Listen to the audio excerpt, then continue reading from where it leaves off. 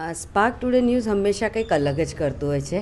એ અંતર્ગત આ વખતે એ લોકો જે મુહિમ ચાલુ કરી છે કે સ્વચ્છતા અભિયાનની, as a teacher and as a citizen બંને રીતે હું કહીશ કે આ બહુ જ જરૂરી છે કે આપણે કેટલા વખત જોઈએ છીએ કે આટલું બધું વચ્ચે મોદી સાહેબે 2014માં જ્યારે સ્વચ્છતા અભિયાન ચાલુ કર્યું હતું એના પછી આપણી કેટલી ટુરિસ્ટ પ્લેસીસને બધું એકદમ ચોખ્ખું થઈ ગયું. આજે કાશી જે પહેલાં જવું નહોતું ગમતું, અત્યારે વર્લ્ડ ટુરિસ્ટ સ્પોટ થઈ ગયું છે.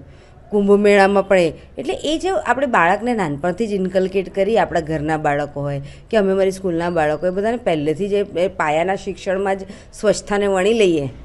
જે આપણામાં તો ગાંધીજીએ વર્ષો પહેલાં અને એની પહેલાં પણ આપણા જે કલ્ચરમાં છે તો વર્ષોથી છે.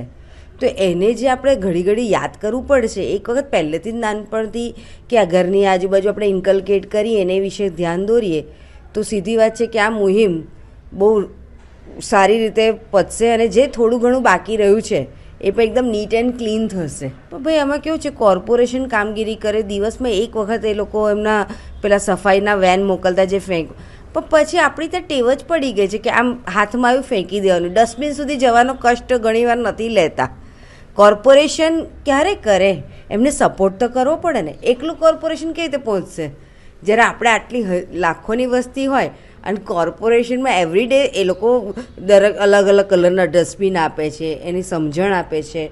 એવરી ડે એ લોકો એમની વેન મોકલે છે આપણી ત્યાં કચરો કલેક્ટ કરવા માટે.